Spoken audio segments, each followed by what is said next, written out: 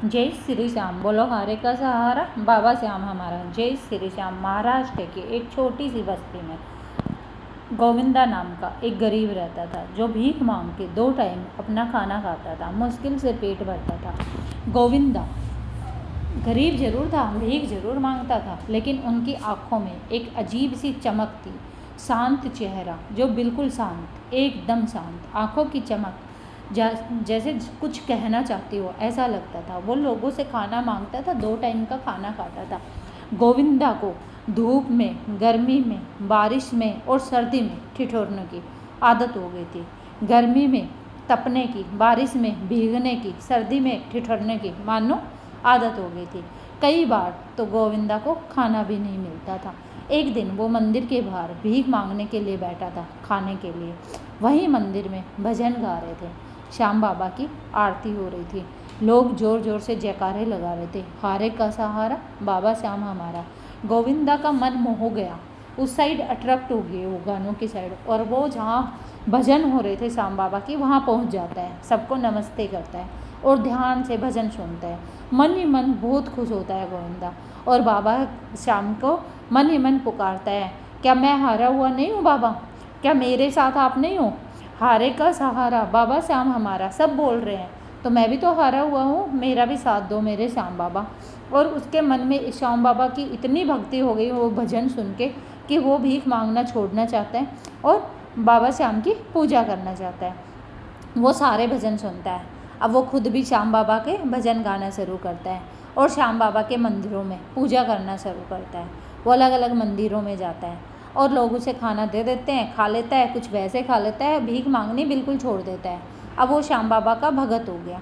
एक दिन वो सो रहा था, सोते सोते उसके सपने में श्याम बाबा आए। बोलते हैं, गोविंदा मैं तेरी भक्ति से प्रसन्न हूँ और तेरे दुख के दिन अब चले गए हैं, अब तेरे सुख के दिन आने वाले हैं। वो बाबा को सपने में देख ही रहा था, सुन रहा था, तभी आंखें खुलती हैं और वो देखता है श्याम बाबा उसके सामने खड़े हैं। और श्याम बाबा उसे बोलता है, तेरी भक्ति सच्ची है और सच्ची भक्ति जो दिल से करता है मैं उनके पास ज़रूर आता हूँ। मैं बहुत प्रसन्न हूँ तेरी भक्ति से, अब तेरे दुख के दिन चले जाएंगे। और वो श्याम बाबा से हाथ जोड़ता है और बोलता है, बाबा मुझे तो बस आपकी भक्ति चाहिए और कुछ नहीं चाहिए। और श्याम बाबा कहते हैं, जो मुझे सच्चे दिल से पुकारते हैं, वो जो सच्चे दिल से चाहता है मुझे, उसके हाथ कभी मैं खाली नहीं छोड़ता। और अब तेरे दुख के दिन चले गए हैं, अब तेरी किस्मत बदलने वाली है। बाबा मुझे कुछ नहीं चाहिए, बस आपका साथ चाहिए, मुझे कुछ नहीं चाहिए बाबा, मुझे आपका साथ चाहिए, गोविंदा कहता है। और वो चलने लगता है। चलते चलते वो रास्ते में जा ही रहा होता है, तभी उसे एक बोरा मिलता है। वो बोरा खोल के देखता है तो उसमें सोने के सिक्के होते हैं। वो देखता है, घबरा जाता है, डर जाता है, ये क्या है, किसका है, किसने छोड़ा? तभी उसे श्याम बाबा की वो बात याद आती है और वो बोलते हैं, ये तेरी मेहनत और विश्वास का फल है, ये तेरे लिए, किसी का नहीं है। श्याम बाबा हाथ जोड़ता है, श्याम बाबा मुझे नहीं चाहिए, मुझे तो साथ चाहिए और कुछ नहीं चाहिए। तभी बोलते हैं, नहीं ये तेरा है, तेरी मेहनत का है, तेरे विश्वास का है। और वो फिर भी उसे उठा के चलता है और अपने पास नहीं रखता, सीधा श्याम मंदिर जाता है और वहाँ रख देता है। श्याम बाबा मुझे साथ चाहिए, मुझे आपकी भक्ति करनी है, मुझे नहीं चाहिए सोना, मुझे ये बोरा अपना वापस ले लो। और वो भक्तों को, मंदिर के पुजारी को अपनी पूरी कहानी सुनाता है। श्याम बाबा मेरे सपने में आए, कैसे रास्ते में उसे बोरा मिला, कैसे श्याम बाबा से उसकी बात हुई, और वो नहीं मानता, ये मैं नहीं लूँगा, ये श्याम बाबा अपने मंदिर में रखेंगे, लगाएंगे। पुजारी के बहुत समझाने पे मुश्किल से वो लेके जाता है और वो अपने पास नहीं रखता, वो गरीबों को खाना खिलाता है उन पैसों से। जिनके पास कपड़े नहीं है उनको कपड़े देने शुरू करता है। वो लोगों की सेवा में लग जाता है, वो पैसे लोगों की सेवा में लगाता है। अपनी एक छोटी सी दुकान मसाले की शुरू करता है। देखते देखते वो दुकान बड़ी हो जाती है और वो व्यापारी बन जाता है। लोग उसे भिखारी से गोविंदा सेठ बुलाने लगते हैं। लोग उसके दुकान पे हमेशा भीड़ रहती है। काम ईमानदारी से करता है, कोई मिलावट नहीं, कोई साजिश नहीं, बस श्याम बाबा की भक्ति और अपना कारोबार आगे चलाता रहता है। कारोबार इतना बड़ा हो गया लेकिन उसके मन में कोई ईर्ष्या नहीं, कोई भी बदलाव नहीं। वो लोगों की सेवा करता, बाबा की भक्ति करता, आज भी लोगों को खाना खिलाता, जिनके पास कपड़े नहीं है उनके कपड़े देता, जिस भी तरह के लोगों को मदद की ज़रूरत होती गोविंदा करता।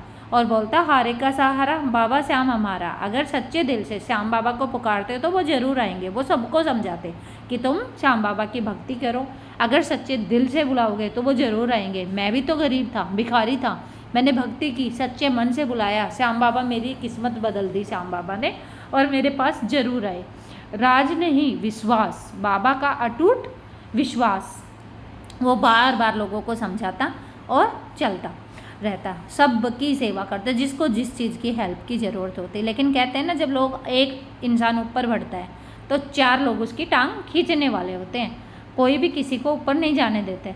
लेकिन वो बस बाबा की भक्ति में रहता है, वो ध्यान नहीं देता इधर उधर। उसी गांव में एक और कारोबारी रहता है जो मसाले का ही कारोबार करता है, राघव। लेकिन मसाले का काम तो उसका अच्छा चलता है, लेकिन ईर्ष्या, द्वेष, घमंडी टाइप का होता है, तो लोग उसके पास कम जाना पसंद करते हैं। और तो वो सोचता है कि मैं इसको कैसे बदनाम करूं, कैसे बर्बाद करूं। देखता है इसका काम ज़्यादा अच्छा चल रहा है, मेरा नहीं चल रहा, ये तो भिखारी था, मेरे से ऊपर लेवल पे आ गया। बहुत ही ज़्यादा वो सोचता है और इतना घमंडी होता है कि उसने एक चाल चलने के लिए सोच भी लिया कि मुझे एक ऐसी चाल चलनी है कि लोग इससे नफरत करने लगें। वो सोचता है मैं लोगों को बताऊंगा कि इसने चोरी करके यहाँ तक पहुँचा है, नहीं तो इसके पास तो 2 वक्त के खाना भी नहीं था। वो वही सोचने लगता है। अहंकार इतना कि बस पूछो मत, दूसरे लोगों को कुछ नहीं समझना, और वो लोगों को भड़काना शुरू करता है कि ये गोविंदा तो चोर है, इसने चोरी से अपना बिजनेस शुरू किया है, चोरी कर करके ये कर रहा है। और लोग उसकी बातों में सुनने लगते हैं, लोग उसे गोविंदा की बातों पे ताने मारने लगते हैं, उस पर राघव पे विश्वास भी कर लेते हैं। हाँ, ये तो मंदिर के बाद भीख मांगता था, इसके पास इतना पैसा कैसे है। और उसकी दुकान थोड़ी कम चलने लगती है, आते जाते को लोग चोर चोर कहने लगते हैं, और वो बहुत परेशान हो जाता है। और लेकिन लोगों से शिकायत नहीं थी उसे, ना राघव से ना लोगों से कोई शिकायत नहीं।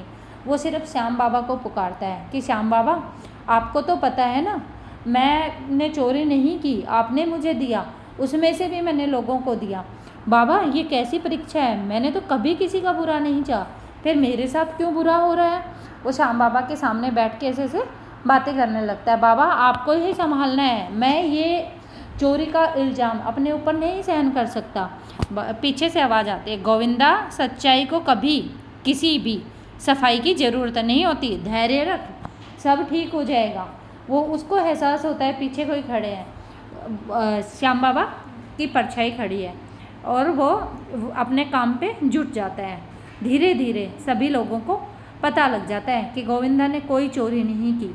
लेकिन वो कहाँ कम था, वो वहाँ के लोगों को बुला के लेके आया गया, उसका सामान बिखरवाने लगा, अधिकारियों को बुलाया, मिलावट है, लेकिन सब लगे रहे, उसका मसाला बिखेरने लगे, उसका कोई साथ नहीं दे रहे। गांव वाले चोर बोलने लगे, कुछ लोग उस पर भरोसा था वो मना करने लगे, अधिकारी उसे डांटने धमकाने लगे, कितने पैसे कहाँ से आए, क्या किया। सामान में कोई मिलावट नहीं निकली, सब कुछ एकदम ठीक था, कहीं भी कुछ नहीं मिली, ना हिसाब में गड़बड़ मिली, ना सामान में गड़बड़ मिली, किसी भी चीज़ में कुछ नहीं मिली। अधिकारी भी सोचने लगे कि हम इसको कैसे फंसाएं। वो उससे बार बार पूछने लगे, लोग भी ताना देने लगे कि कल तक तो भिखारी था, आज कहाँ से आया इतना पैसा। वो सोचने लगा, वो दिल से बोलने लगा, श्याम बाबा संभालो। तभी मंदिर का पुजारी आता है, मैं गवाही देता हूँ गोविंदा कोई चोर नहीं है, इसको मेहनत की कमाई है, इसको जो दिया है वो श्याम बाबा ने दिया है, मैं गवाही देता हूँ। धीरे धीरे ये लोग उसका साथ देने लगे।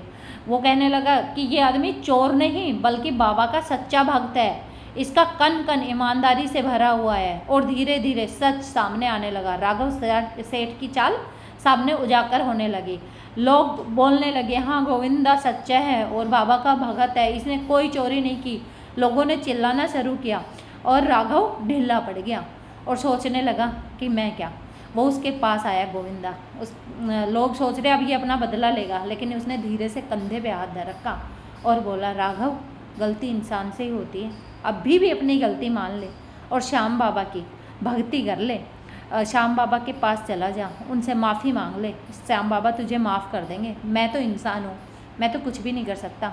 और उसे अपनी गलती का एहसास होता है और वो उससे माफ़ी मांगने लगता है गोविंदा से, गोविंदा के पैरों में गिर जाता है गोविंदा कहते हैं मैं इंसान हूँ भाई, जाके भगवान जी से माफ़ी मांग ले, श्याम बाबा से, और खुश रहे, मेरे को आपसे कोई शिकायत नहीं।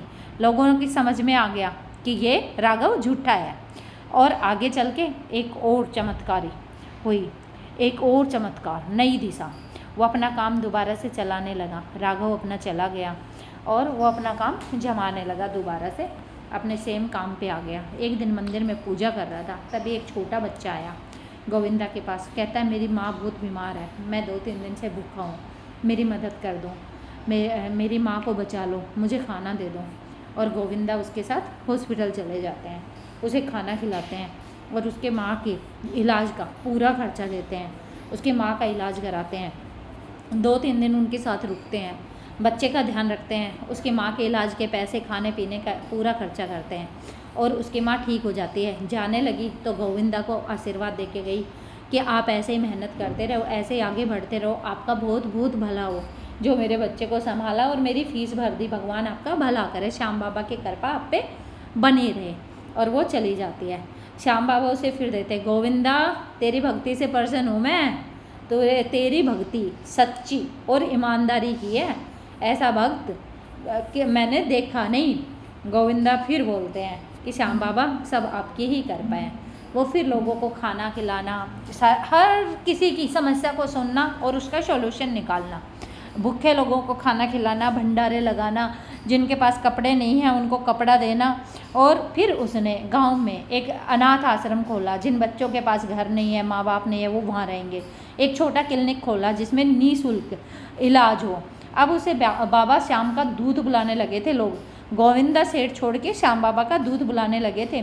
वो डेली सुबह खाना लगाता, रसोई लगाता, जिसमें जिनके पास खाना नहीं है वो रोज़ आके फ्री खाना खाएं, फ्री इलाज का, बच्चों के लिए स्कूल फ्री, प्लस जो बच्चे जो अनाथ थे उनके लिए अनाथालय वहीं खुलवाया गांव में, और वो लोगों की सेवा करता रहा। उसका काम सेवा का था और सेवा करता रहा, निस्वार्थ भाव से उसने बाबा की भक्ति की, उसके साथ साथ लोगों की सेवा भी निस्वार्थ भाव से की। गोविंदा से श्याम बाबा बहुत प्रसन्न हुए और वो श्याम बाबा की पूजा के लिए सभी को प्रेरित करता, जो भी वहाँ आते सबको श्याम बाबा की ही पूजा के लिए बोलता और सबको साथ देता।